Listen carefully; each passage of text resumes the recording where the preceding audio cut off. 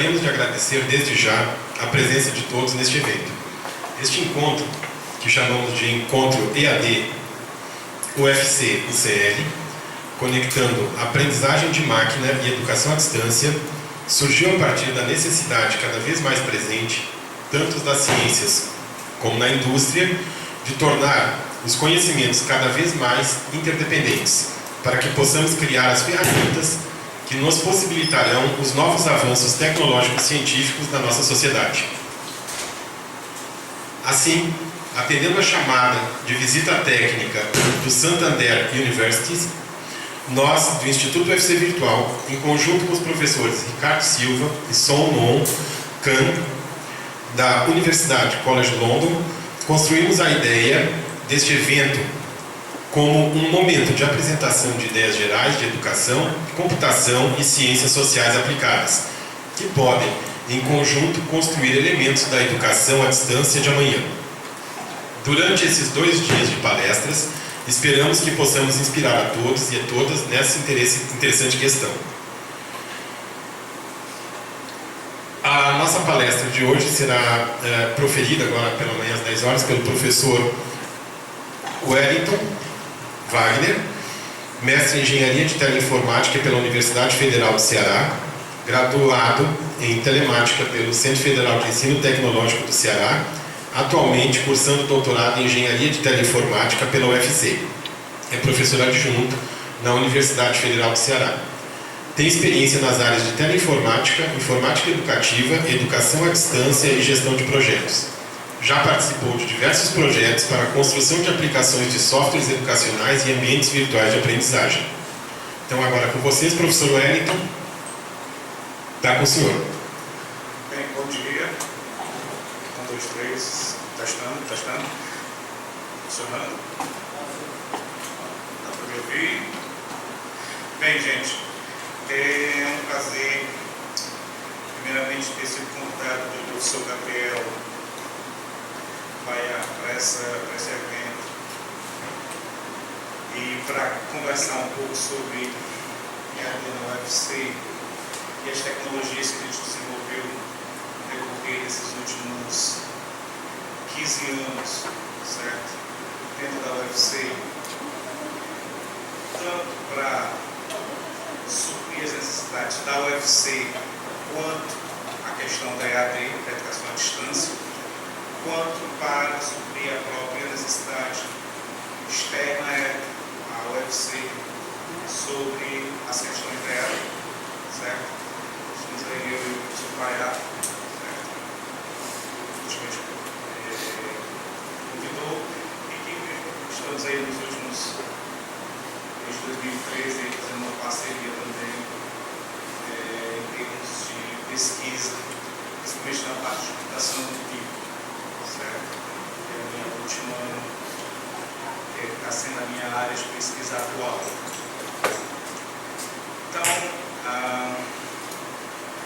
gente vai dividir um pouquinho a nossa palestra, a nossa agenda de hoje ela vai começar com um contexto geral, certo? Uma ideia que vai contextualizar professor, a EAD. pede para ele falar no microfone. Eu nunca estava falando. Como é que nós começamos a EAD na UFC, e aí vai permitir que você tenha uma ideia nossa, certo? Depois a gente vai um pouco para a tecnologia da EAD que foi desenvolvida dentro da UFC, e aí uma extrapolação para o futuro da EAD. É um prazer que a gente tem hoje aqui o professor Sérgio Lima, que é parte histórica também da UFC, que faz parte dessa história, certo? Que sem ele também não haveria essa educação à distância que a gente criou também, certo? Nem ele, nem o professor Mauro está aqui, certo? Então, fiquei em homenagem aos dois. Então, o professor Mauro sempre aqui. Aqui é uma leve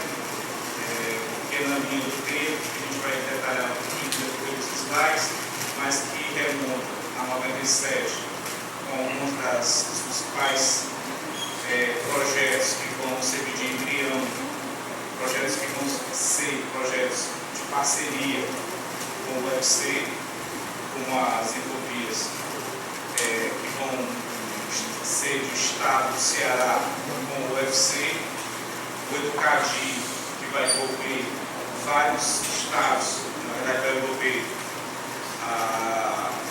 o MEC, certo? E vários estados brasileiros, no caso, Rio Grande do Sul, Brasília, certo? São Paulo e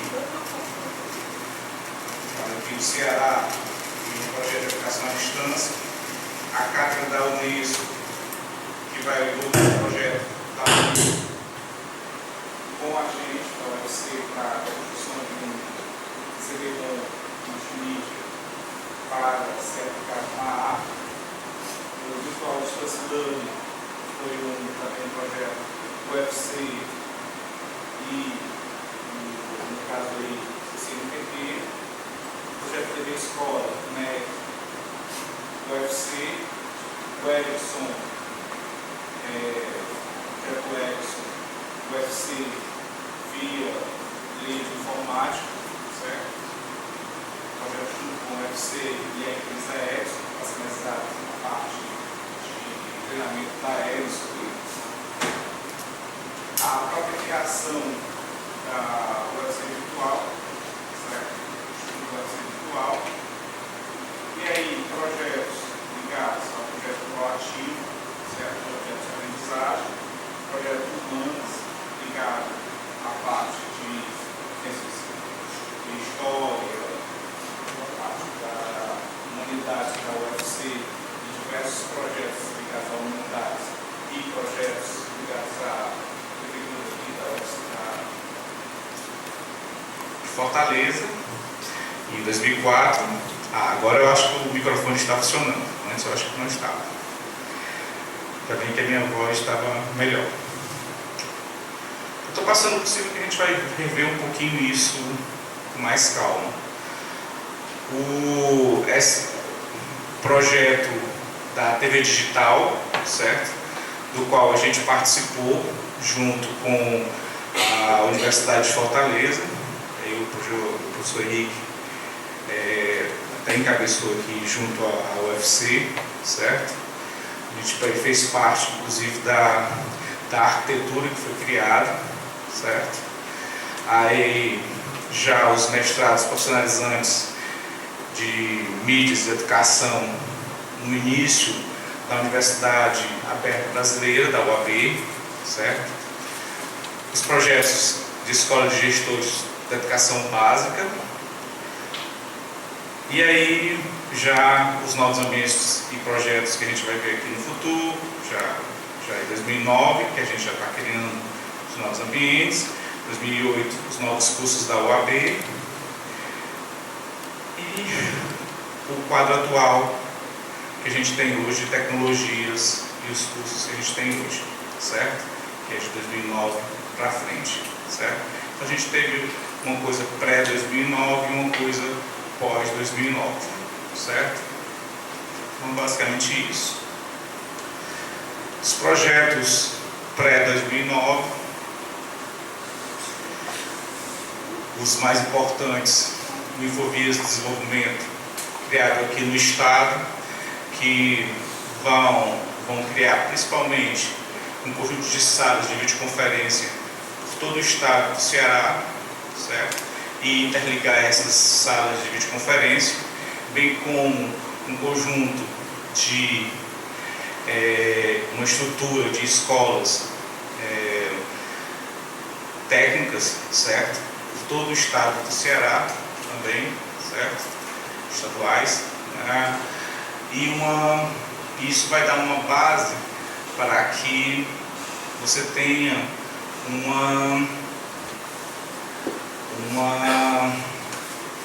um ambiente propício e tecnológico para que a gente possa crescer com a ideia de implantar a tecnologia dentro do estado do Ceará, certo? Principalmente a ideia da videoconferência, certo? A gente foi aqui no caso da UFC, o centro, né, um dos principais centros dessas videoconferências, das Infovias, e ajudamos bastante com essa questão das videoconferências, certo? No Educadi, a ideia era interligar escolas via internet, certo? Foi uma coisa bem arrojada para a época. A gente não tinha a ideia de comunidades virtuais, como Facebook, etc. Então a gente tinha que fazer essas comunidades virtuais, certo? E ter essa ideia de comunidade via as escolas. Então era muito bacana, o professor Robson participou dessa ideia, dando ideias de criar essas comunidades via troca de textos, via e-mail, certo? Textos a várias mãos, certo? Então, então você tinha uma ideia de multiculturalismo, onde eu sabia um pouco da sua cultura. Eu estou aqui no Nordeste, eu estou com a cultura do Sul, certo? Perguntando, escrevendo junto contigo um texto e trocando esse texto a várias mãos via documento do Word, ou na época não era o LibreOffice, era o Word mesmo, via o Word, trocando isso via internet ou via um chat, certo? Via IRC, e aí a gente criava um ambiente de comunidade para isso, certo? Então era uma coisa bastante interessante do ponto de vista tanto pedagógico quanto do ponto de vista social, certo? Sociológico, do ponto de vista sociológico. Essa coisa cresceu bem, principalmente entre a gente e o Rio Grande do Sul, várias escolas. São Paulo tinha São Carlos, certo? Brasília tinha algumas escolas também. Então os frutos dessa pesquisa do Educadi foram referência para o Brasil todo, certo? Para mostrar que dava para fazer essas comunidades e que dava para trocar informações entre as escolas. Na verdade, dava para fazer educação para fora dos muros das salas de aula, certo? Então foi uma coisa muito, muito bonita, certo? E foi uma base para a gente começar a pensar realmente sobre educação à distância, certo? Educação à distância baseada na internet, uma real educação à distância baseada na internet, que não fosse simplesmente aquela questão de pegar material que eu chamo um conjunto de informações, instruções e trocar instruções entre si, certo? Material didático, criar aquele material didático e enviar para a escola, etc. Certo? Então, uma coisa muito legal. A Cátedra da Unesco foi também uma ideia super bacana, que era a ideia de criar algo diferente. No caso da África, a gente não tinha, havia países que tinham internet e podiam não ter internet, então era um desafio muito grande de como fazer com que eu tivesse a possibilidade de ter cursos, na verdade eram 2 cursos, sobre internet e sobre informática, que pudesse ser acessível via CD-ROM multimídia e ser acessível por internet. Então a ideia era você ter um material que pudesse ter nas 2 plataformas e você poder distribuir rapidamente isso, certo? Então também foi um desafio legal do ponto de vista de material didático multimídia, certo? Então já tem uma outra conotação e um outro desafio também. Aí foi quando O primeiro foi um desafio de comunidade, né? Um desafio de como criar a ideia de um ambiente para troca, e o segundo de como criar material didático diferente. E o terceiro, o Virtual Distance Learning, a gente tinha já uma equipe que tinha que trabalhar não só com o conceito de ambiente virtual de aprendizagem, que a gente vai ver um pouquinho mais na frente, mas que seriam ambientes voltados para a aprendizagem via internet, mas que também misturava com realidade virtual, certo? Então eu tinha realidade virtual, ou seja, eu tinha elementos que eu teria que trabalhar com, no caso, em um exercício lá, elementos de cinemática, por exemplo, um carro ao redor de um determinado circuito, que era um circuito de um carro, e eu poderia mexer com esse carro aí, a velocidade desse carro nesse circuito, certo? Isso dentro do computador, e colocar isso daí dentro do meu ambiente para poder ver e simular, de repente poder acessar via ambiente virtual de aprendizagem, certo? Aí o Virtual Distance Learning era a ideia de juntar essas duas plataformas, né, o VDL, certo? Então, e acabou que juntamos duas equipes, certo? Que era a equipe do pessoal vinculado à educação baseada na web, como a gente chamava na época, e o pessoal da realidade virtual. E surgiu aí esse projeto. Foi um projeto bem interessante. Outros projetos surgidos, eu vou passar um pouquinho mais rápido agora. O projeto do Proinfo, projetos institucionais que surgiram na época também vinculados, certo? O projeto Ericsson, eu vou dar uma ênfase aí no projeto Ericsson UFC, certo? Esse Ericsson UFC, ele vai surgir aí em meados do ano 2000, e a ideia era criar um ambiente virtual, ou seja, um ambiente que eu vou permitir que a pessoa tenha uma imersão via internet, para que eu possa, de fato, ter um conjunto de ferramentas que me permita ter um processo de ensino-aprendizado, certo?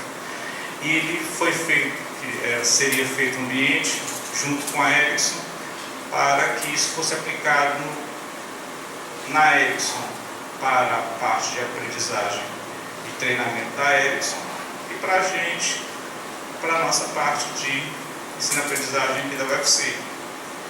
Na época houve um desmantelamento da Ericsson, acabou-se que a parte de treinamento da Ericsson foi desmantelada, certo? Então, em 2001, surge o ambiente, começa o ambiente virtual Ericsson UFC, na verdade já quase o seu início de operacionalidade. E se vocês conhecerem o Moodle, não sei quem conhece o Moodle aqui, mas vão saber também que o Moodle vai surgir nessa mesma época, 2001. Aí isso também talvez responda uma pergunta de por que a gente estava pesquisando na mesma época um ambiente virtual de aprendizagem. O Moodle também é um ambiente virtual de aprendizagem, certo? E então a gente estava pesquisando em paralelo com eles, certo? Com algumas características, na verdade com características diferenciais, e a gente estava pesquisando em paralelo, estávamos nós pesquisando, o pessoal da Unicamp pesquisando com o Telebook, já havia o AulaNet sendo pesquisado pelo pessoal da PUC Rio, certo? E então estava todo mundo aí pesquisando o seu ambiente, algumas universidades pesquisando seus ambientes, e aí nós estávamos com o nosso, e aí resolvemos continuar, certo? Isso são coisas que a gente foi aprendendo no decorrer. Então nós aprendemos algumas questões relacionadas à prática da educação à distância lá no Educadi e na cátedra da Unesco. Vamos aprender agora também, aprendemos na videoconferência, em Infovias, certo? Com, digamos, essa distribuição e como se dá essa questão de trabalhar com a videoconferência do ponto de vista do trabalho multimídia, do trabalho de videoconferência na educação também. E no TV Escola, certo? A gente vai também aprender. A TV Escola é um outro projeto que a gente também teve como pioneiro, certo? A parte do treinamento inicial dos professores que a gente teve junto no TV Escola, certo? Então, o TV Escola era o uso de programas televisivos com apoio às atividades do professor em sala de aula, certo? E continua até hoje, certo? E são programas de altíssimo nível. Você tem um kit de TV, uma antena e tal, você instala na escola, recebe esse sinal da TV Escola, e você tem materiais sobre tem uma programação, tem um material sobre diversas áreas, certo? E você tem exercícios que você pode aplicar, experimentos que você pode fazer com seus alunos e tal. E, obviamente, para poder trabalhar com seus alunos, você tem que se preparar como professor, certo? Entender um pouco como é que você trabalha com essa questão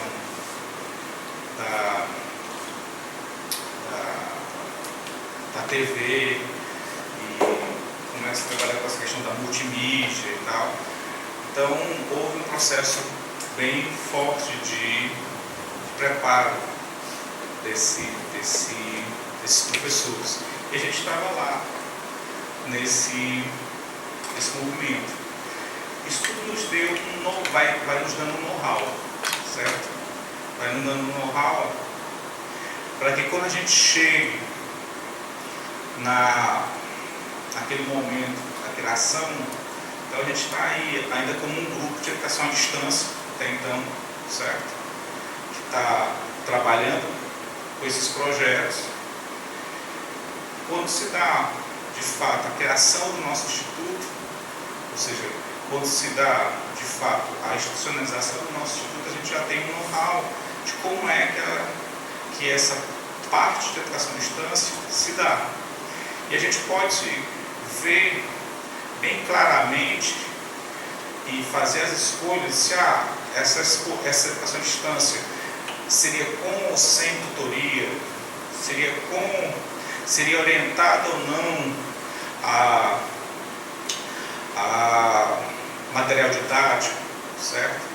Como é que seria feito esse material didático? Como é que seria feito os ambientes virtuais? Vamos usar um ambiente virtual nosso ou não vamos usar um ambiente virtual nosso? Quais seriam as ferramentas, além do ambiente virtual, que nós usaríamos? E assim sucessivamente. Isso aqui foi a primeira versão do ambiente virtual que a gente usou, na verdade, a segunda versão, né, que é a versão 1.1, certo? Houve uma versão anterior que foi a 1.0, certo?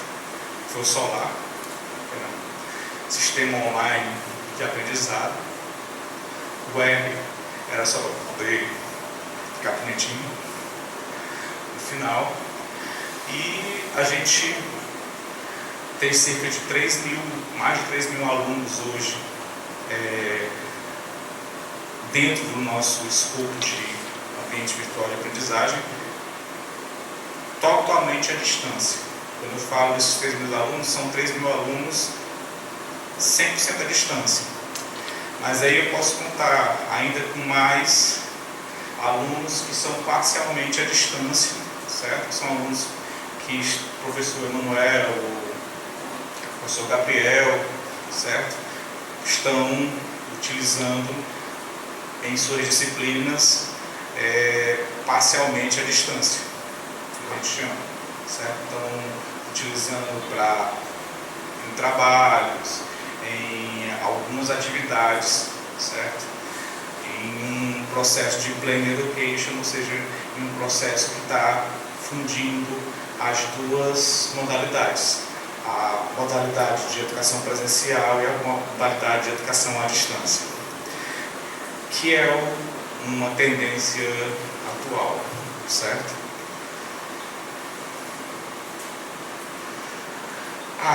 E óbvio, certo? Isso é só o número de alunos, isso envolve tutores, professores, então esse universo aí vai explodindo cada vez mais e vai aumentando cada vez mais.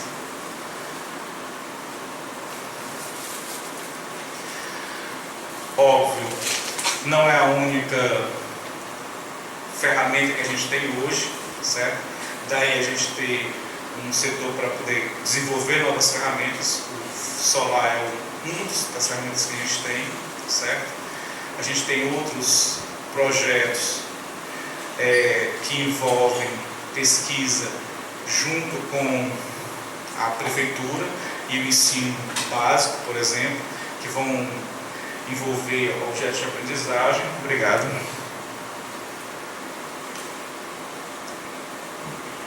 Objetos de aprendizagem, numa definição bem simples, vão ser recursos que eu vou utilizar, recursos digitais que eu vou utilizar no meu processo de ensino-aprendizagem para compor um componente, certo? Dentro do meu digamos, dentro de uma determinada parte dos conceitos que eu estou trabalhando naquele momento, certo? Se eu estou trabalhando naquele momento com um conceito como triângulo, certo? Eu posso usar um objeto de aprendizagem só para poder trabalhar com a ideia de ângulos, certo? E aí depois trabalhar com a ideia de área, certo? E esse objeto ele pode ser figuras até um software, de uma figura até um software, certo? Obviamente ele tem uma complexidade e por aí vai.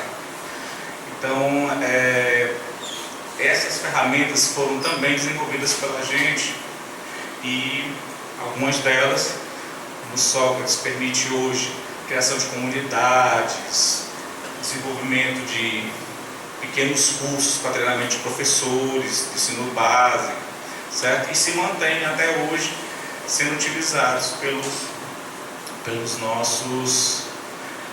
tanto pelos nossos pesquisadores aqui da UFC, quanto pela comunidade externa.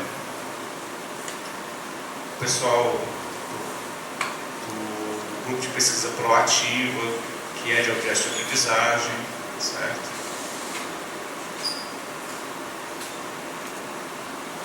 Projeto mídias na educação e por aí vai. Um monte de professores foram treinados, foram capacitados nessa.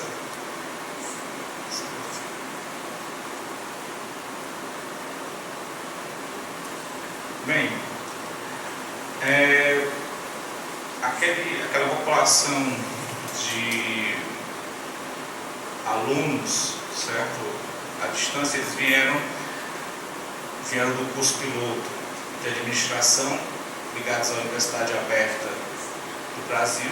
A gente participou desse curso piloto de administração à distância e depois das diversas licenciaturas, certo?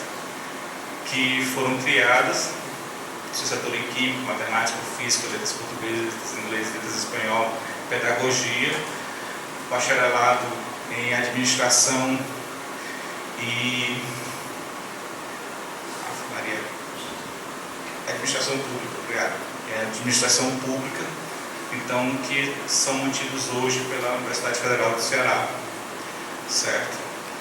E há aqueles mais de 3 mil que estão sendo esperados aí, uma adição de mais de 2.700 alunos no próximo ano, certo?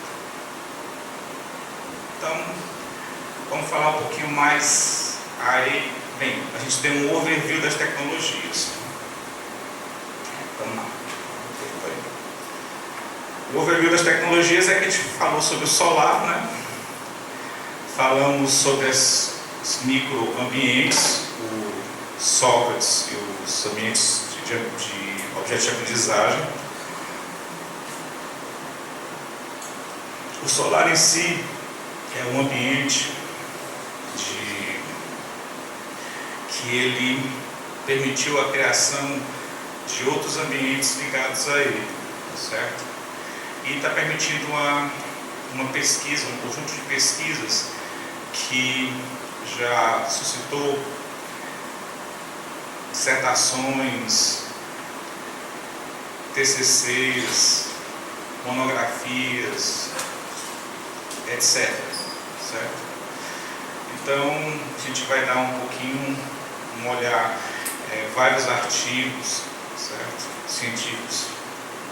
E a gente vai dar um olhar um pouco mais de perto. Bem como os objetos de aprendizagem também fizeram isso, certo? Sócrates também foi motivo ainda de pesquisa, e principalmente no Simpósio Brasileiro de Informática Educativa, ele já foi apreciado várias vezes como um ambiente de comunidade e aplicado à educação bem interessante hoje no Brasil e para o mundo. Então, para a gente entender a ideia de ambiente, um lugar, espaço, um recinto, tudo aquilo que envolve os seres vivos ou as coisas. A gente está usando essa ideia de aquilo que envolve, certo?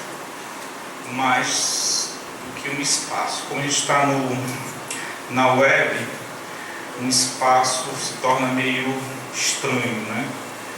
Meio insólito. Mas aquele que te envolve se torna algo mais curioso. Você entra no solar, você é envolto por diversas ferramentas, diversas funcionalidades, certo? Que te permitem estudar ou te permitem acessar o que tu queres em relação às disciplinas que tu estás querendo ou pretendendo estudar, certo? Sendo que é um problema sério. Se eu separo o mundo do estudar do mundo do Facebook, ou seja, do outro mundo digital, eu fico meio que disputando, certo? A atenção. É como em sala de aula, eu estou disputando a atenção todo o tempo do estudar com o Facebook, com o Twitter, com vários outros elementos. Então, o que a gente está tentando fazer com o solar? A gente está tentando ver se a gente consegue deixar ele numa relação de mútua amizade, certo? Então, dentro do solar eu posso acessar o Facebook, dentro dos seus grupos de estudo, etc., e até mesmo as suas mensagens, mas eu posso ver as mensagens do Facebook. E do Facebook eu posso acessar algumas funcionalidades do Solar. E a ideia é que eu possa fazer isso em outros ambientes também, como o Twitter, certo? Eu posso ver questões do Twitter dentro do Solar e deixar essa coisa mais, eu chamo de osmótica. Eu tenho uma troca entre o meu mundo de fora e o meu mundo que é do Solar, certo? O termo que eu utilizei foi bem osmótico mesmo, certo? A ideia de troca das células com o mundo de fora, para que elas possam sobreviver, certo? E ter um cuidado bem sério com a ideia de aprendizagem, como um processo de construção de conhecimento e educação. A gente quer começar com o Solar com a ideia de aprendizagem, para depois começar com o processo de educação, entendendo o processo de educação como um processo maior, como um processo que eu vou discutir mais coisas, certo? Como um processo que eu vou bem além do que eu tenho hoje. Não sei se vocês estão acostumados com a literatura, mas tem muita gente chamando os ambientes virtuais de aprendizagem de ambientes virtuais educacionais. Sendo que quando eu chamo isso, eu estou chamando o ambiente virtual de um ambiente virtual onde eu vou trocar culturalmente questões com as pessoas, eu vou trocar questões de costume, certo? Eu vou trocar muito mais coisas. Para mim e para outros autores, parece um risco muito grande eu dizer isso de um ambiente onde eu ainda estou falando de certas coisas que são cognitivas, são de conhecimento, certo? Se são de conhecimento, são de aprendizado. Se são de aprendizado, eu estou no campo de aprendizado, eu não tenho nenhum problema em dizer isso, certo?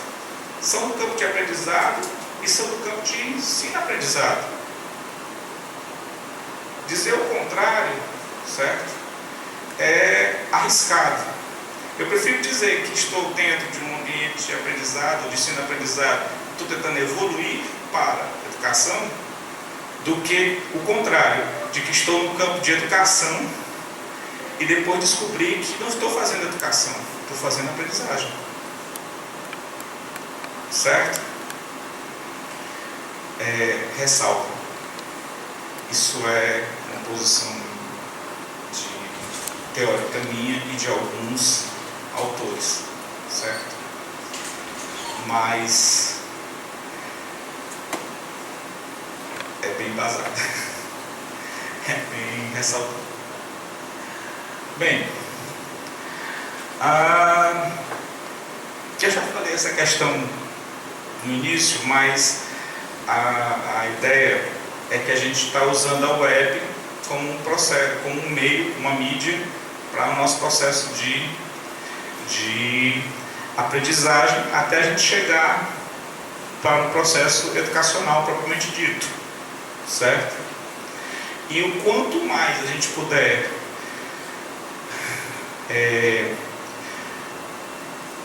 colaborar, trocar, ir para além do cognitivo, certo?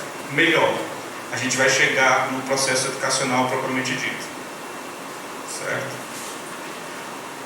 Vou passando aqui porque eu estou tentando seguir à risca o time.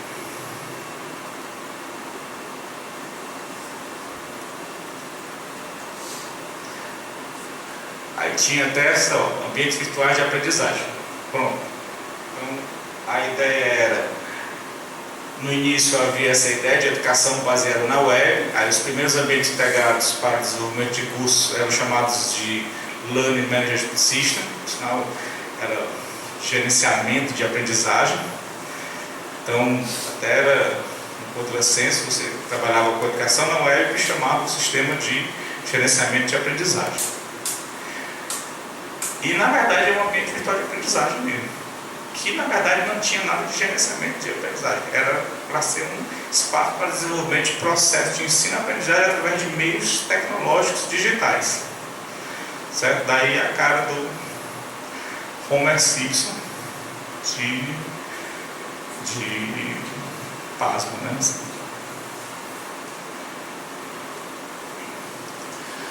Aqui uma coisa meio histórica nossa também. Esse foi um dos primeiros ambientes, esse é de 97.2, certo? Segunda metade de 97, que foi o Holonet, que a gente chegou a testar aqui na UFC, certo? E foi a segunda versão que eles fizeram da PUC-Rio, ali o professor Carlos Lucena e o Hugo Fux. À esquerda, Carlos Lucena, e à direita, o Hugo Fux, certo? A ideia deles de um ambiente virtual de aprendizagem. A gente chegou a usar o ambiente até o projeto VDL, mais ou menos, certo? Aí o que acontece? Foi um aprendizado muito bom, o código era fechado, então a gente não podia fazer muita coisa, mas a ideia de interação com o ambiente foi boa, certo? A gente conseguia interagir com o ambiente. A gente chegou a conversar com eles e tal, para poder ver o que podia fazer de melhor e tal. Mexemos com a primeira versão, essa aí já era a segunda versão. A metáfora deles era um controle remoto. A metáfora toda era um controle remoto e uma barra de status que você ia passando por várias etapas do que você queria. Etapa de comunicação, etapa de material didático e tal. Então foi um bom aprendizado mexer com o ambiente deles. Creio que ainda esteja no ar, por sinal. Teleduc já foi um segundo aprendizado com o Teleduc. A gente já estava fazendo o nosso, mas a gente estava pesquisando, e o Teleduc é da Unicamp, né, Ágila da Unicamp, e já tem código aberto, certo? Então é uma coisa muito legal de você trabalhar com o sistema de código aberto. Tinham sérios problemas de interface na época, mas eles melhoraram bastante a interface com o usuário. Mas já tinham uma outra forma de visualização diferente da do Holonet, certo? Isso tudo foi um aprendizado que a gente foi tendo. O próprio Moodle. O Moodle, para quem não conhece, ele tem uma ideia que é muito bacana, que é a ideia orientada a objeto, que é o seguinte: eu tenho um Moodle como um centro e eu tenho a ideia de plugins para o Moodle, certo? O que eu não tenho no Moodle, eu plugo no Moodle, certo? Essa é a base do Moodle. Esse é o grande lance, a grande sacada do Moodle. É a grande ideia do Moodle, certo? Ao meu ver, arquiteturalmente, a ideia melhor do Moodle é você poder ter como mexer nele, certo? Posteriormente. E ele se baseia nisso e está se fazendo isso até hoje, certo?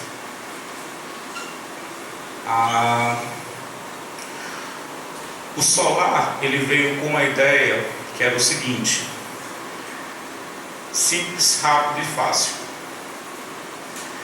A ideia era, a gente tentou conversar com os professores, nós conversamos com os professores, conversamos com alunos, conversamos com tutores, e teria que ter o que você precisa, o que você usa e qual é o mais alto desempenho que a gente pode ter para as redes que nós temos hoje no Brasil e que nós vamos enfrentar hoje no interior do Ceará, por exemplo, certo? Então, isso teria que ser visto pelo solar. A partir desses requisitos, a gente criou o solar. Então, o solar, ele teria que ser acessível desde um modem, né, que ele foi criado. Vocês lembram do modem? Aquela coisa zoadenta e... Pronto, lembrou ali, né? Pois bem, desde o modem zoadento até uma linha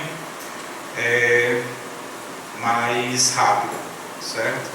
E aí ele foi evoluindo até chegar a... Você tem uma linha mais rápida, um pouco mais lenta hoje, até uma linha mais rápida, certo? Isso foram as primeiras versões do solar. Era a ideia principal. Eu tinha que atingir o público-alvo, tinha que te atingir da melhor forma possível e, obviamente, estar sempre disponível, certo? Era inconcebível ter vários indivíduos plugados a ele, certo? Mas ainda não tinha, por exemplo, uma API, ou o que a gente chama, uma forma de estender o solar com novas funcionalidades de forma simples. Eu precisava de uma equipe para poder estender as funcionalidades do solar. Não quer dizer que ele não podia ser ter esta extensão. Tanto é que ele agregou videoconferência, ele agregou posteriormente camada de avaliação, ele agregou várias coisas com o tempo. Mas eu tinha um grupo de programadores fazendo isso. E essa não era a ideia, certo? A ideia era a coisa ser mais simples para agregar. Eu sempre vou ter que ter um grupo de programadores, mas digamos que um grupo de programadores tem um pouco menos de dificuldade, certo? Mas a ideia era mais ou menos essa. Veio a Web.2 e a .3, como diz o professor Gabriel, eu sempre me lembro, certo? Mas na época a gente estava ainda na .2, quando a gente começou o Solar 2. O professor Henrique é que lembra bem de ficar me cutucando. Ele é mais velho do que eu, certo? Cerca de uns 10 anos. Aí ele me cutucava bastante. Esse rapaz, o Web.2 aí vindo e tal, e o Solar ainda com esse paradigma. Bom, mas já está caducando. Então a gente tem que mudar. Então a gente vai ter que mudar para alguma outra coisa. Essa outra coisa teria que ser algo que te desse, que permitisse que ele entrasse numa nova ideia de integrar serviços, ou seja, eu posso agregar de forma mais simples coisas novas, eu posso dar ao meu usuário um poder de autoria, um poder de escrever, de deixar a marca dele, que é bem da Web.2, deixar a sua marca do que está fazendo, certo? No que está dentro do ambiente, e tornar ele cada vez mais colaborativo e cooperativo, que aí é que a coisa pega mesmo, certo? Cooperativo já é legal, colaborativo torna-se mais legal ainda. Eu tenho um texto colaborativo, certo? Ou seja, fazer um texto a várias mãos, e eu posso ter um trabalho cooperativo, certo? Ou seja, um trabalho que eu possa ter em grupo, por exemplo, e todo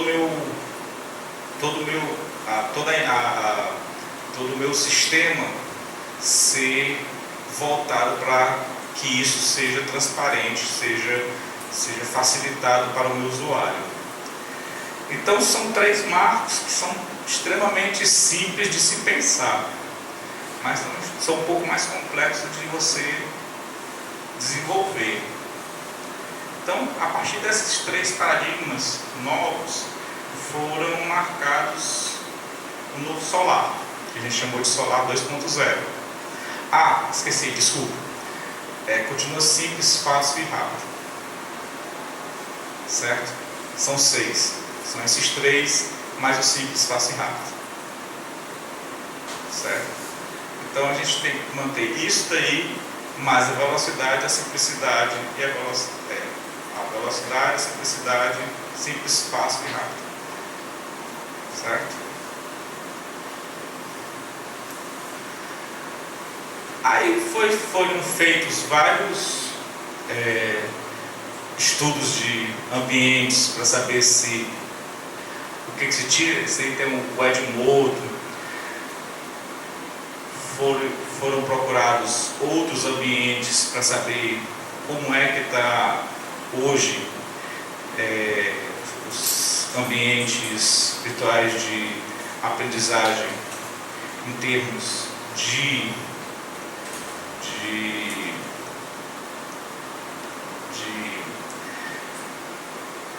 autoração, em termos de multimídia, em termos de orientação ao objeto. Então, a partir desse estudo, a gente começou a desenvolver o nosso, certo?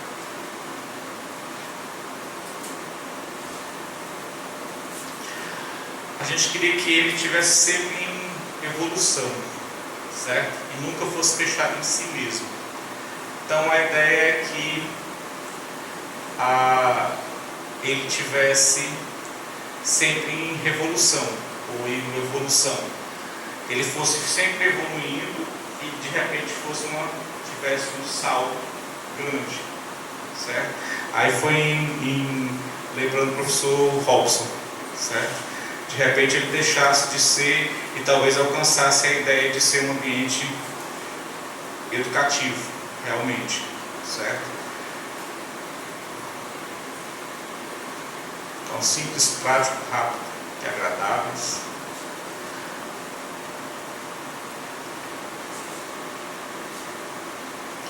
Aí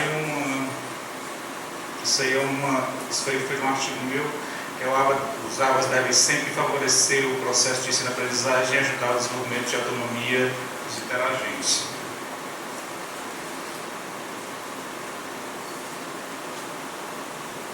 Bem, o foco do Solar 2.0 é no interagente, certo? Eu vou sempre chamar interagente no usuário, que o usuário é uma coisa meio passiva, certo? É alguém que recebe a coisa e apenas usa, certo?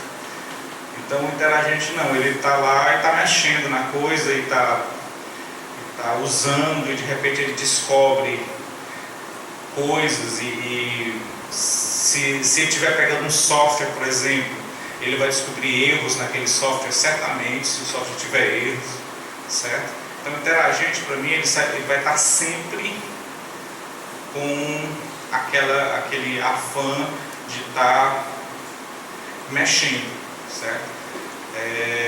E é o que normalmente os nossos alunos fazem. Quando um aluno, pelo menos o perfil que a gente tem hoje dos adolescentes, é que quando eles pegam um software novo, um ambiente novo, eles não pegam esse ambiente de forma passiva. Eles pegam e saem clicando em tudo e querem saber como é que ele funciona. Então, para eles descobrirem como é que aquela ferramenta funciona, é rápido, certo?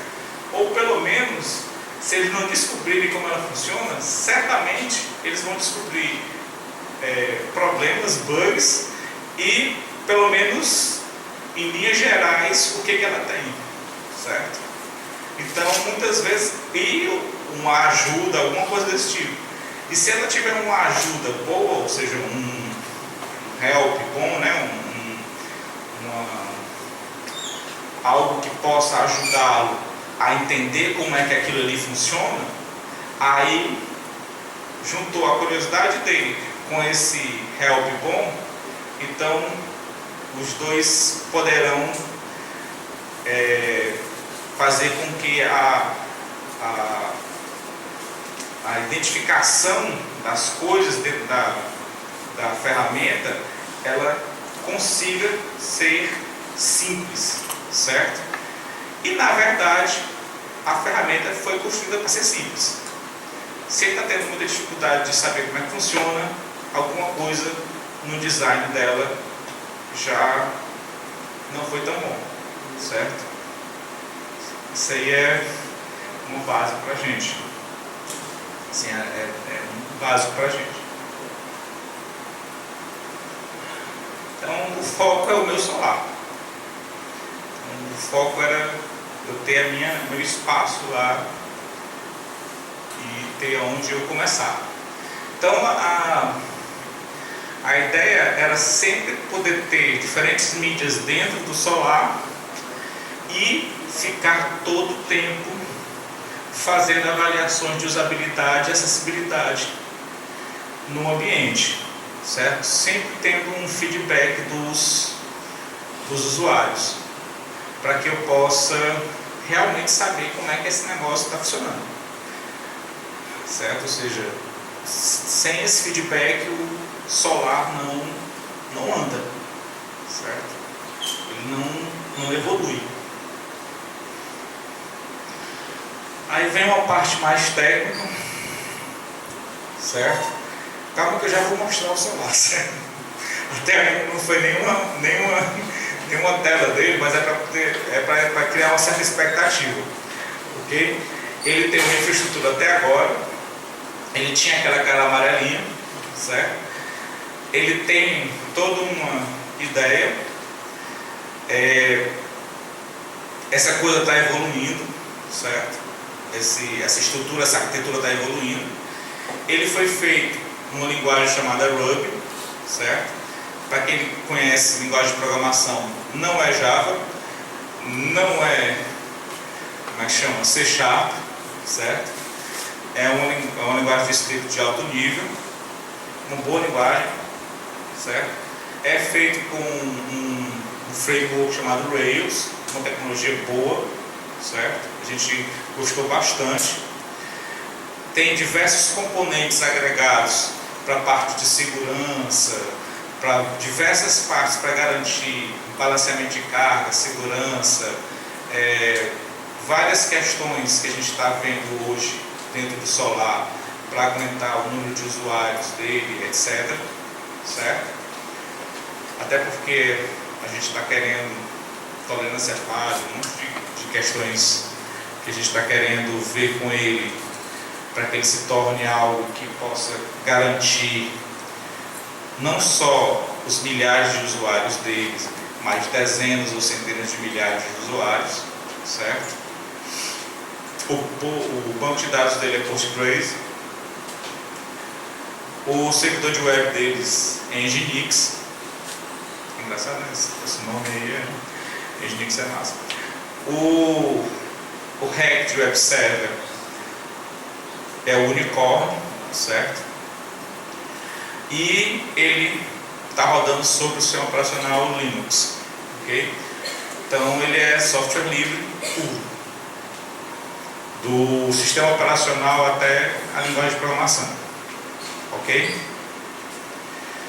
E ele mesmo. Então ele é basicamente isso aí. Ele tem um sistema mais ou menos... desculpa. Lá junto com o Ruby tem um mono também, viu? Eu cortei sem querer, mas tinha um mono também, que é a parte de chat, é feita em mono. Aí tem o Unicorn, o Ruby, Postgres e a app do Solar propriamente dita, o kernel do Solar, a redes sociais aqui, que é o link com o Facebook, por enquanto, certo? Aí já tem algumas coisas interligadas. O chat server é um chat é um servidor de chat que a gente fez, mas é como se fosse uma aplicação à parte, certo? E o Big Blue Bottom é um servidor de videoconferência, então, que é uma aplicação também à parte, que serve para videoconferência via web, certo? Então isso aí é a arquitetura como está hoje, ok?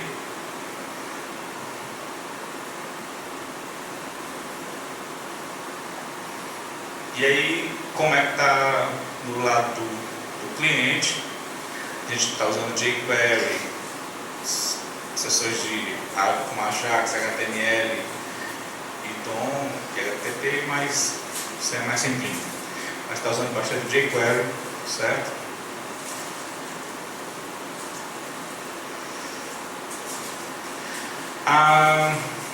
Isso aí talvez não interesse muito para vocês, mas a gente usou um processo de desenvolvimento do produto, do sistema. A gente utilizou bastante técnicas ágeis de gerenciamento de grupo, principalmente o Scrum, certo? Primeiro, para integrar o grupo. Segundo, para tornar mais ágil o processo de produção, ágil no sentido não da velocidade, mas da agilidade, das coisas fluírem.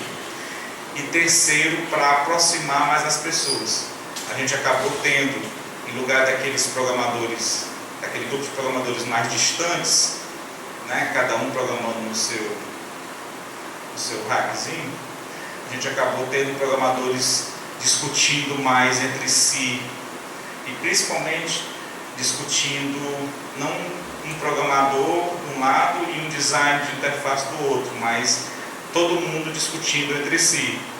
Um programador discutia design de interface, um design de interface discutindo com o programador. Porque no final das contas alguém tinha que implementar, certo? E na hora não ficava aquela coisa do empurra. Eu não consegui implementar o seu design de interface, a culpa é sua.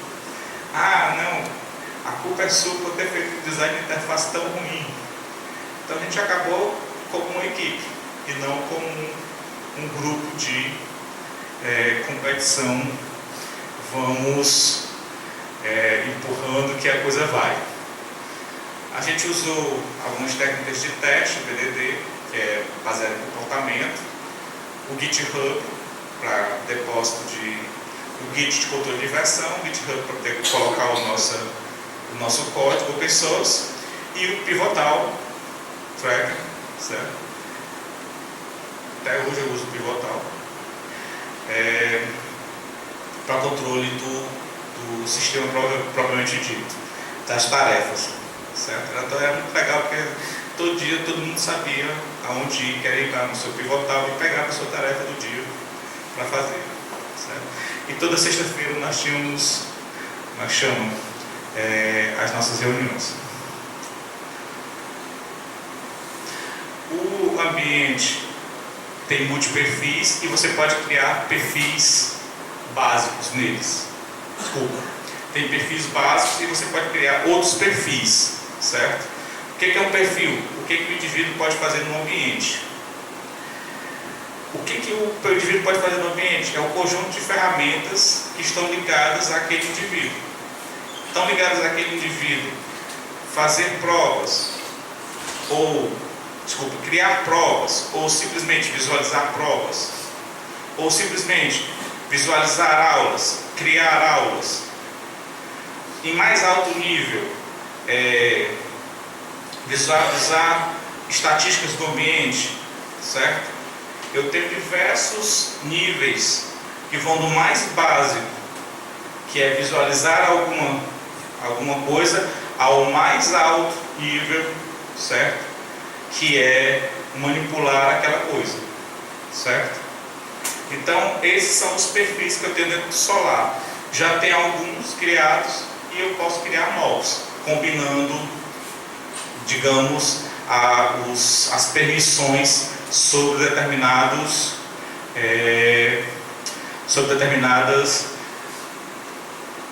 ferramentas que eu tenho dentro do Solar. E eu tenho uma interface de programação que permite que eu crie através, facilmente para um programador.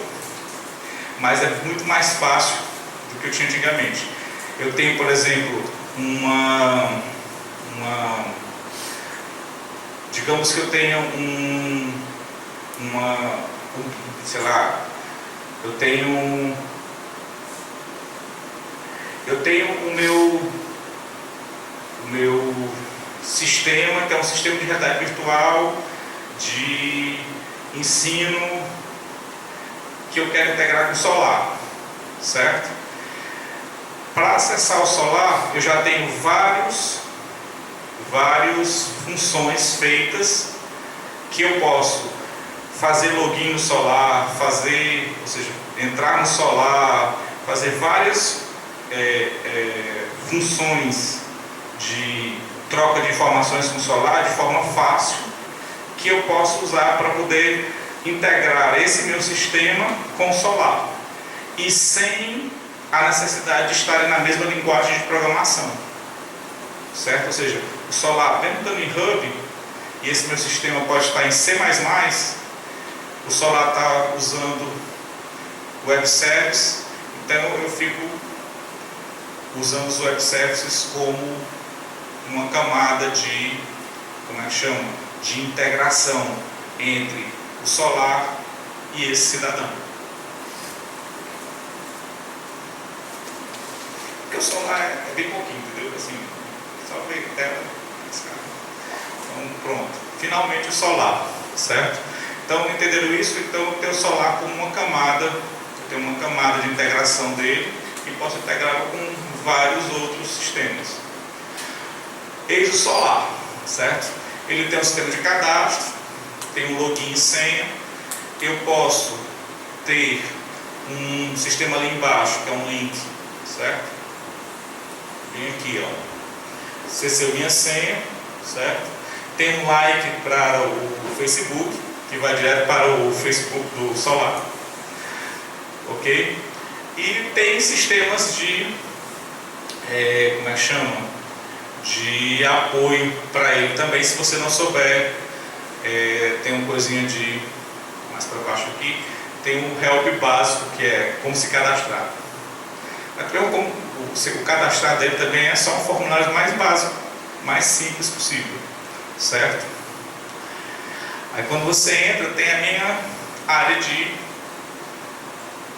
é o meu espaço, certo? Aí aqui as principais coisas são as unidades curriculares minhas, que a gente chama de unidade curricular, o que pode ser uma disciplina, o que pode ser um curso, curso de verão, por exemplo, certo? Ou um mini curso, por exemplo, que o cidadão está fazendo. Ali, alguma prova ou trabalho que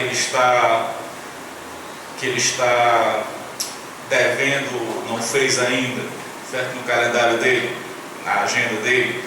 Aqui, o grupo de... Ali, o grupo de pessoas que estão online com ele, que participam de alguma atividade nas disciplinas ou cursos que ele faz. Ali, se ele quiser entrar no Facebook dele. E aqui os avisos importantes do ambiente, incluindo provas que ele possa vir a ter, ou trabalhos que ele esteja pendente e esteja por um pescoço para poder, digamos, virar. No caso, como eu sou editor, apareceu o editor é aquele cidadão que pode fazer edições de entrar com... faz parte dos nossos tipos de perfil aqui. Eu posso criar provas, posso criar trabalhos. Aí tem isso aqui, edição. Aí eu fiz uma distinção. A gente faz uma distinção aqui, mas não necessariamente você precisa fazer essa distinção, certo? Como eu disse, os perfis, eles podem ser reformulados. O professor Gabriel, ele pode ser um professor que tem também, como eu chamo, com a possibilidade de criar provas, certo? Aqui a gente distinguiu o professor, ele pode fazer algumas coisas, e o editor, ele cria para poder deixar o professor livre de algumas ações, principalmente pensando na ideia da parte de educação à distância, certo? Mas, por exemplo, tem os professores que não são de educação à distância, são professores presenciais. Aí os professores presenciais, eles têm esse perfil, certo? Eles têm essa edição aí no seu perfil. Legal? Deixa eu ver aqui. Aí, como aluno, eu posso ver as aulas aí, se eu ver as aulas já aparece as minhas mensagens, os fóruns ali que estão em aberto, minha agendinha, as coisas que eu posso mandar, as mensagens. Aí uma aula que foi feita, certo? No caso aqui,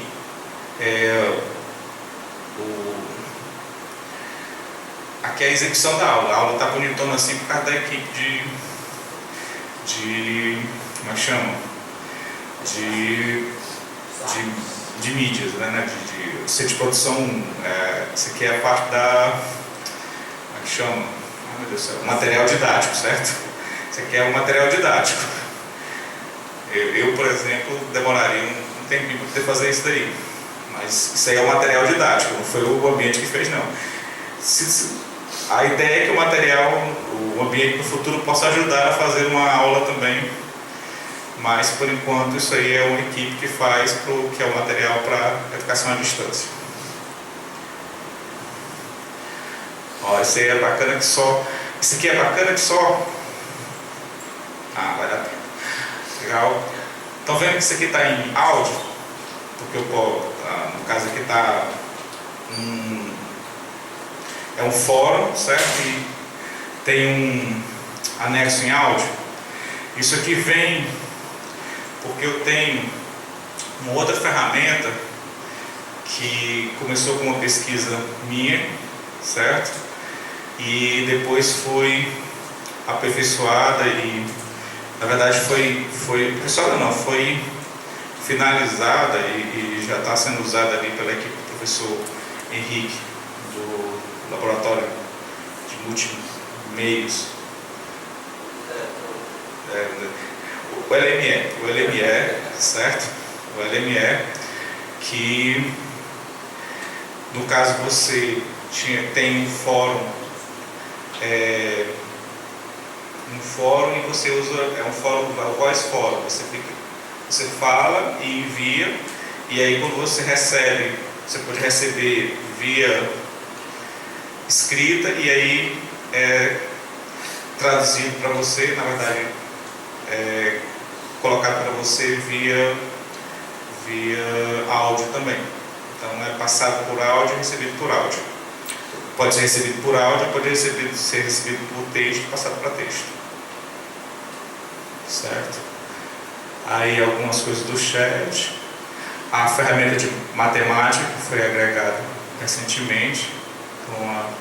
Foi o TCC de uma aluna minha. A parte de videoconferência, o Big Blue Prova. A parte de edição.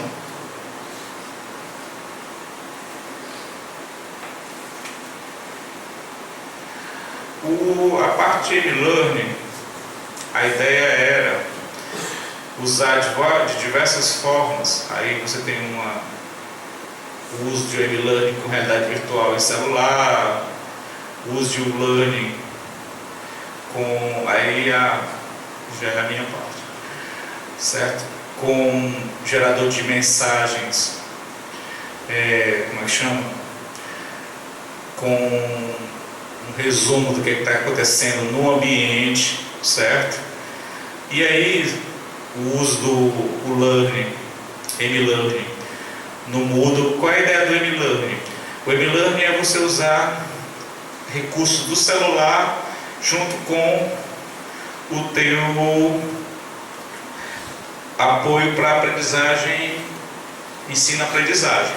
Ele pode ou não estar vinculado com um AVA.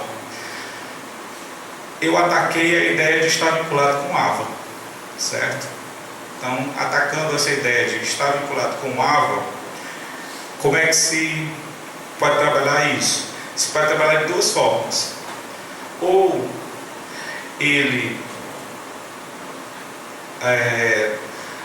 se trabalha com a questão da comunicação, ou se trabalha com a questão do material didático.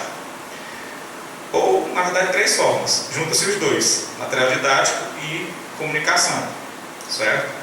Na primeira fase, eu trabalhei com comunicação, ou seja, primeira parte, eu mandava um resumo do que está acontecendo no ambiente virtual de aprendizagem para o celular do aluno, certo? Usando ainda SMS, certo? O SMS caiu um pouco em desuso, mas não tanto, né? Mas o único problema é que você paga o SMS do lado do servidor, certo? E paga muito bem pago, certo? Aí meus planos foram tanto quanto podados, certo? Aí isso passou um tempinho, até que surgiu a ideia de uma nova ideia. Vamos aplicar isso então agora nos fóruns.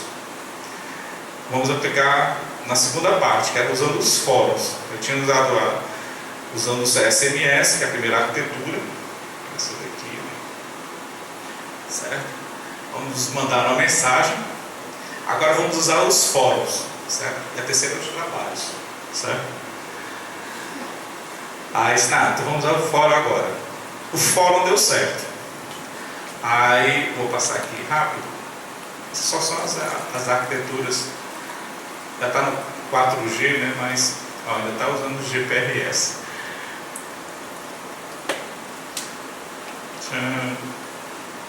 Certo? Qual é a ideia? Se eu usar agora os fóruns, eu vou usar da seguinte forma.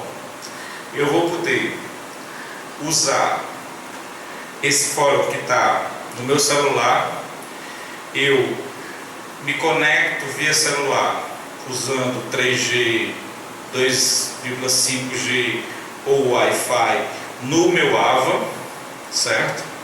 Entro no fórum, verifico como é que está a discussão lá, posso ouvir a discussão como se fosse uma playlist, literalmente uma playlist.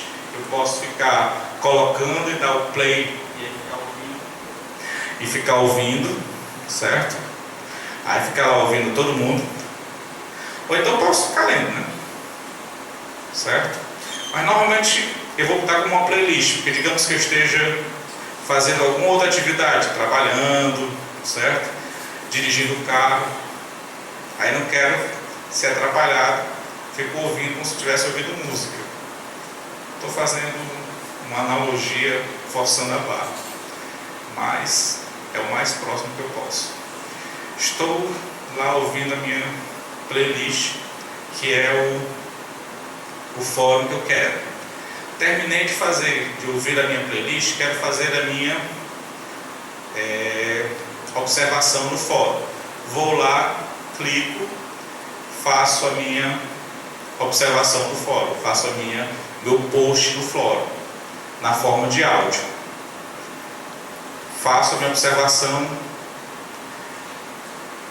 envio, certo? Ele fica armazenado e fica tentando enviar. Quando ele tem conexão, ele envia. Abriu conexão, enviou, envia para o fórum. No fórum, ele é colocado como um anexo em áudio.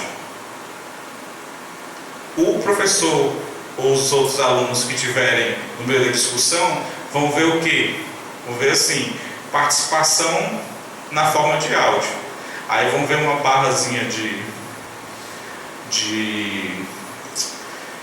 player, né?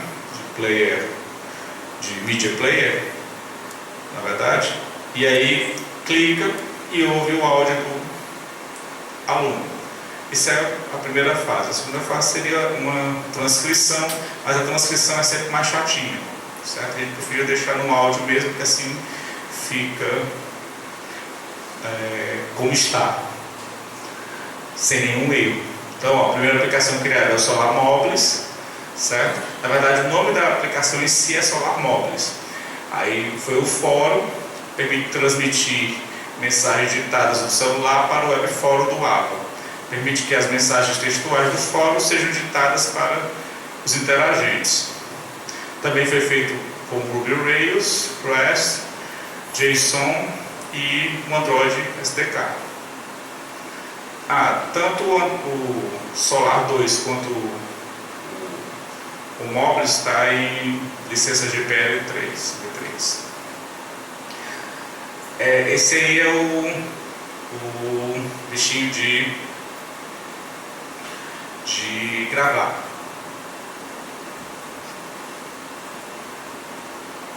Aí o fórum.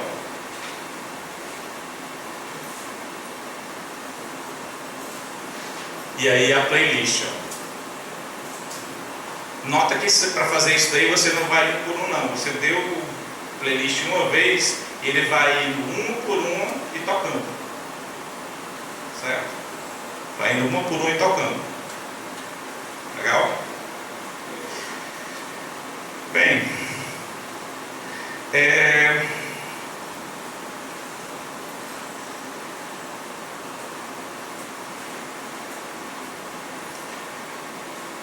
Eu vou passar. Pronto, aí eu levo em consideração diferentes tamanhos de smartphone. Foi projetado para ser simples de usar.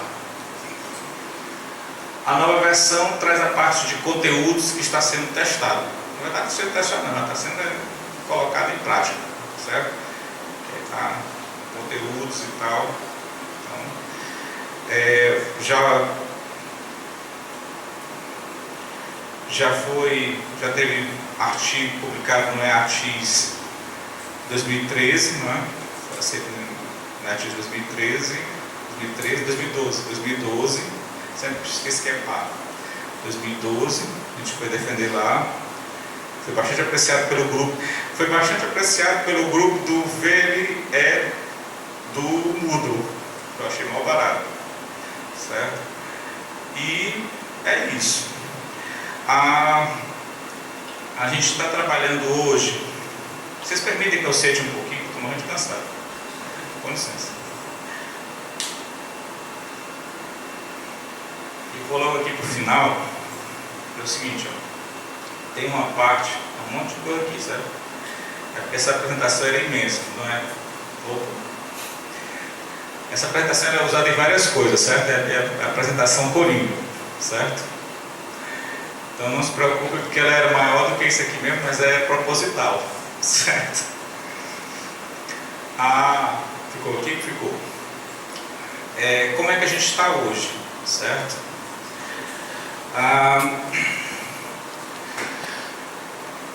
Além dessa questão do e-learning, né? Do e-learning, na verdade, a gente passou do e-learning, que é a utilização do ambiente virtual de aprendizagem, para o e-learning que a gente está trabalhando hoje, certo? E a gente está hoje pesquisando a parte de ubiquitous learning, ou seja, a parte de computação ubíqua, ou seja, eu poder ter computação proativa, ou seja, computação que vai prover serviços em qualquer lugar, serviços muitas vezes que vão a partir do meu comportamento, vão prever mais ou menos o que eu quero, certo? Ou pelo menos vão, a partir do que eu vá pedir, vai intuir determinadas necessidades do que eu vou querer, certo? E a partir disso vai me levar a o ponto-chave do que eu quero. Aí tem uma questão que é muito básica, que é eu quero fazer uma reserva para um determinado hotel, para que eu vá para esse hotel daqui a 2 meses. Uma computação ubíqua bem feita, ela pode me dizer que eu vou estar daqui a 2 meses de férias.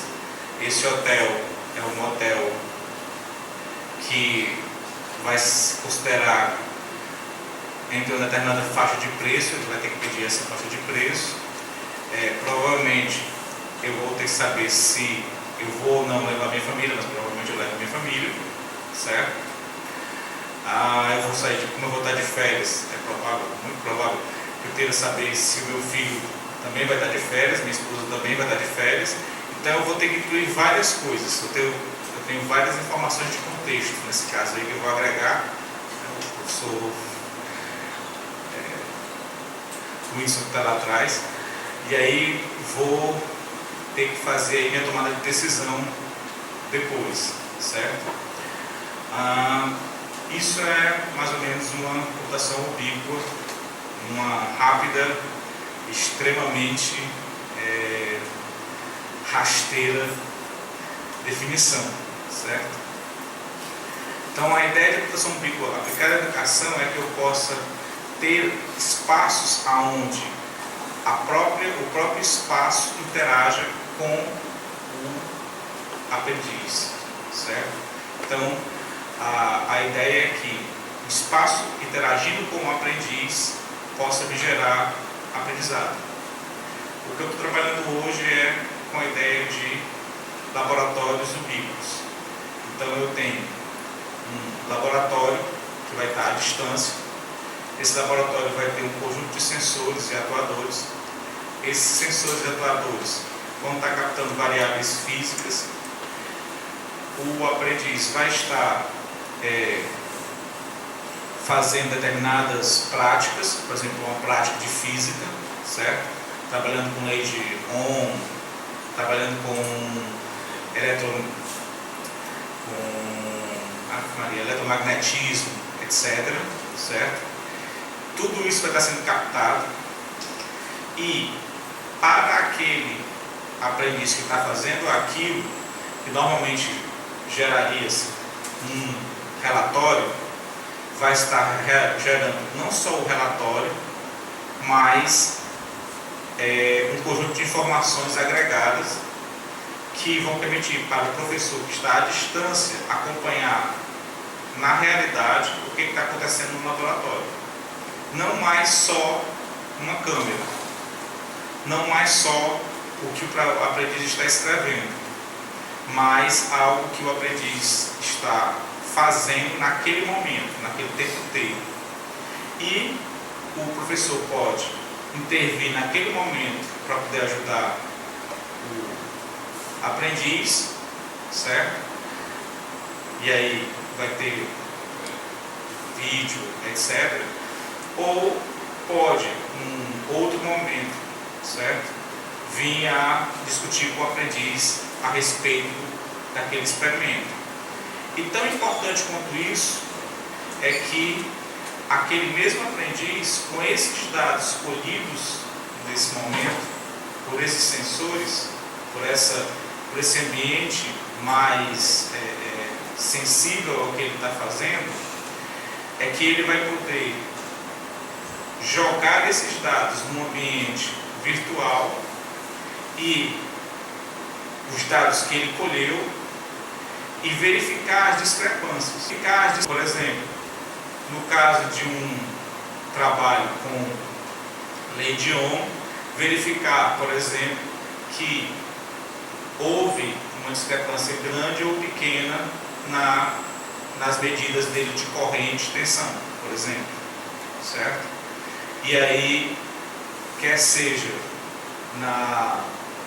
em realidade virtual ou usando um objeto de aprendizado, ele verificar e aí tentar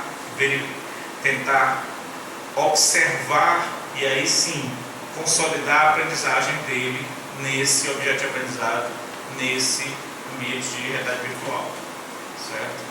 Então, a ideia dos laboratórios virtuais que a gente está trabalhando não é muito próxima do que se está trabalhando hoje em termos de ambientes de laboratórios virtuais. Se trabalha hoje muito com laboratório virtual no sentido de laboratórios que estão sendo virtualmente, como é que chama?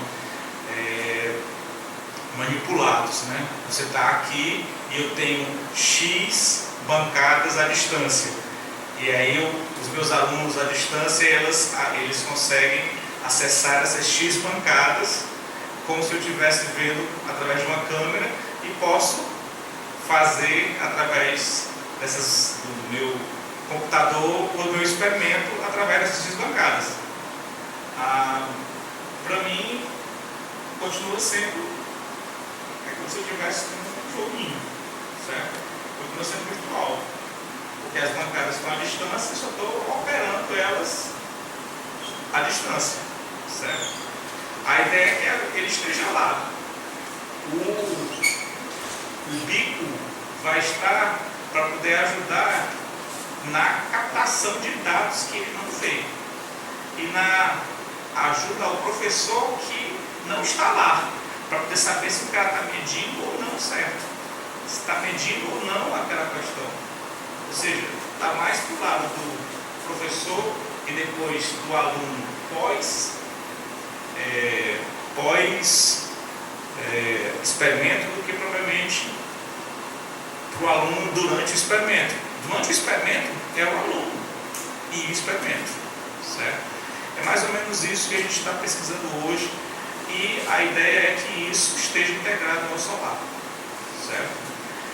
É isso, gente. É basicamente esse o ecossistema que está se formando ao redor do solar, certo? E é mais ou menos isso que a gente está pesquisando hoje. Existem outras ferramentas, outros softwares não educacionais ao redor do solar existem, certo? Softwares educativos, não educacionais, certo? Existe todo um aparato aí administrativo para que as coisas funcionem, certo? Mas aí vão 3 horas, 4 horas para ter falado sobre isso, certo? Eu falei aí, não passando, sobre coisas que são muito voltadas só para a educação. Se eu for falar tudo que está relacionado, aí todo o tempo daria umas 2 palestras, certo? Então, tem uma equipe por trás disso, tem uma equipe boa e foram vários anos para que isso pudesse ser consolidado, certo? Para que isso possa ser integrado, para que isso possa funcionar de fato. Os softwares educacionais dentro da universidade, sem estar relacionados aos softwares administrativos da universidade, sem estar relacionados com os softwares acadêmicos da universidade, eles perdem um pouco o contexto, porque muitas vezes você precisa jogar esses dados, as notas, as frequências dos alunos para esses softwares acadêmicos, certo? E aí, como é que se faz essa interface? Você pensa que é uma coisa bem simples, né? Mas muitas vezes não é tão simples assim, certo? E isso tem que ser trabalhado, certo? E isso ser trabalhado é isso que a gente vem aí pelejando nos últimos anos. É isso. Obrigado, espero que tenham gostado. Espero que não tenha sido muito enfadonho também.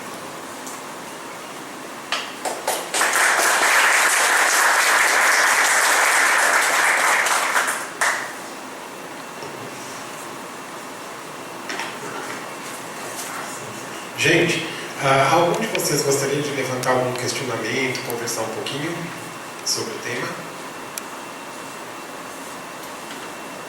Sim, Ricardo. Quer vir até aqui ou faz daí mesmo? Posso fazer. Ok. O que é que os alunos acham do solar? Vamos lá, Ricardo, foi uma excelente pergunta.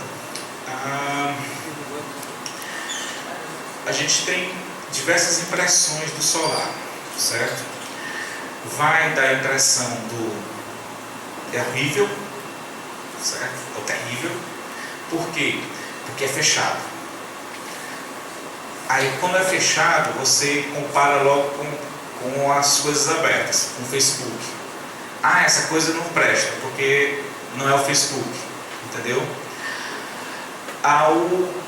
É legal, é muito bom.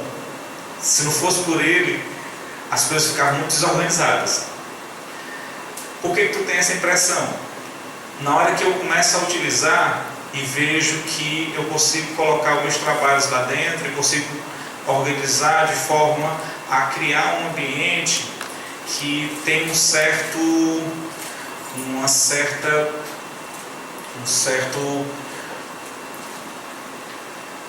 fator de se caracteriza próximo à sala de aula, certo? Aí vem aquela coisa, o paradigma tem um paradigma do solto como o Facebook, o outro tem um paradigma da sala de aula. Eu não queria nenhum nem outro, entendeu? Quando a gente estava pensando no solar, a ideia era que fosse um ambiente, envolvesse, entendeu? Mas você fica nesses dois paradigmas. O paradigma da sala de aula deixa todo mundo à vontade, porque você sabe aonde colocar as coisas do trabalho. Ao contrário de você não saber aonde colocar as coisas do trabalho, sabe que onde é que coloca as frequências, sabe onde é que vai estar as notas. Tem aquela coisa de assim, eu sei onde é que está tudo. Então você fica meio que eu gostei porque eu gosto das coisas organizadas da mesma forma como o professor apresenta na sala de aula. Apresentou o plano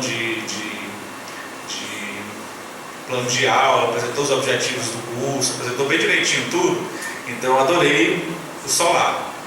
Mas eu não gostei porque é um software, certo? Que é muito fechadão. Eu não consigo, no fórum dele, eu não consigo fazer a mesma coisa que o fórum do Facebook, que na verdade não é um fórum, certo? É a minha linha do tempo, é um outro paradigma, certo? Aí, quando eu começo a fazer essas comparações de paradigmas, surgem as discrepâncias. Aí o que vai acontecer? Para o aluno que é à distância, certo? Os 3.000 e tantos alunos que são à distância, eles vão gostar. Por quê? Porque o meu solar, ele é, o meu solar é o nome da interface lá, mas porque o solar é o espaço deles de sala de aula. Aí é óbvio que eles vão gostar, certo? Vão gostar muito, entendeu? Se não existir, para eles fica algo extremamente ruim de acompanhar. Ao passo que, para o aluno que não é à distância, que vai utilizar outras ferramentas, ele fica naquela dúvida: é legal ou não é? Porque ele pode usar um Facebook da vida, ele pode nem usar o Facebook, certo? Ele pode usar um site feito pelo professor do Wix, certo? E aí, na verdade, 100% é Facebook, porque é muito mais rápido. Eu crio um grupo no Facebook, assim, depois desfaço assim, certo? E tem tudo. Aí esses caras vão comparar com a linha do tempo. Na hora que eu comparo com a linha do tempo, eu me desfaço. E aí esses caras vão estar, uma parte gostando, quem gosta da organização disciplinar da sala de aula, e outra parte não gostando, certo? Esse é o meu problema, para mim, teoricamente, porque eu não gosto nenhuma das duas versões. Porque para mim a versão somente sala de aula é uma versão ruim também. Eu queria que estivesse trocando mais com o meio ambiente, certo? A versão somente sala de aula me deixa rígido demais, me deixa a ideia que que a ideia é a seguinte: eu só gosto porque eu não tenho alternativa, mas porque eu não tenho outra alternativa, porque eu gosto da maneira da sala de aula de ser, certo? Isso também não é legal. A gente fez testes de usabilidade, fez testes de usabilidade com os meninos de um e de outro, certo? Aí vai dar aquelas famosas coisas, em termos de usabilidade tem isso, tem aquilo. Esses testes não são os mesmos testes que eu queria. Eu queria testes que me dessem a questão de como é que eu me sinto dentro daquele ambiente, certo? Não é usabilidade, é um teste de emoção mesmo. Como é que eu me sinto dentro desse negócio, certo? Eu me sinto melhor porque ele é dessa forma, eu me sinto mais livre ou não me sinto mais livre? Aí eu queria dar esse grau de liberdade para o solar, ou seja, que ele trocasse mais com o meio ambiente, até que ele rompesse mais com esse ambiente, certo? Isso vai ser possível? Não sei até se vai ser possível. É a mesma coisa que a própria sala de aula. Eu não sei se a sala de aula, hoje como ela está, ela é fechada, certo? Eu queria que ela fosse um pouco mais aberta, ela trocasse, eu pudesse trocar mais com o lado de fora, certo? Para além da minha sala de aula, certo? E só tirando isso da cabeça dos alunos é que eu vou conseguir, certo? Então, respondendo agora de forma mais objetiva, eu vou ter um grupo, certo? Que vai te dizer que sim, porque eu vou vir com um paradigma de sala de aula, e um grupo que não, que vai vir com um paradigma fora de sala de aula. Pronto. É o que eu posso te dizer, certo? Não sei se é o mais próximo que eu posso te dizer sobre isso. Mas é uma curtinha mesmo.